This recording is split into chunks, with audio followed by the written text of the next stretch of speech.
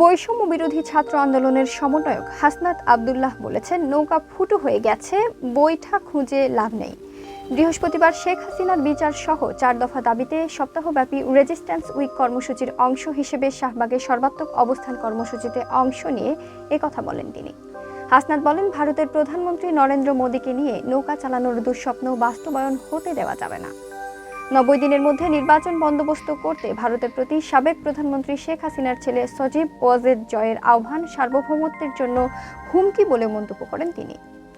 সাবেক প্রধানমন্ত্রী শেখ হাসিনার বিচার সহ 4 দফা দাবিতে সপ্তাহব্যাপী রেজিস্ট্যান্স উইক কর্মসূচির অংশ হিসেবে শাহবাগে সর্বাত্মক অবস্থান কর্মসূচি পালন করছে বৈষম্য বিরোধী ছাত্র আন্দোলন। এদিন সকাল 9টার পর থেকে শিক্ষার্থীরা শাহবাগে জড়ো হতে থাকেন। এর মধ্যে সেখানে সাংস্কৃতিক জোটের কর্মীরা বিভিন্ন গানের মাধ্যমে শিক্ষার্থীদের উজ্জীবিত করতে শুরু করেন।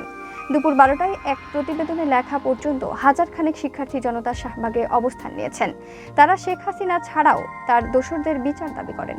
সারা দেশের সব ছাত্র জনতাকে পূর্ব ঘোষিত এই কর্মসূচি সফল করার আহ্বান জানানো হয়েছে।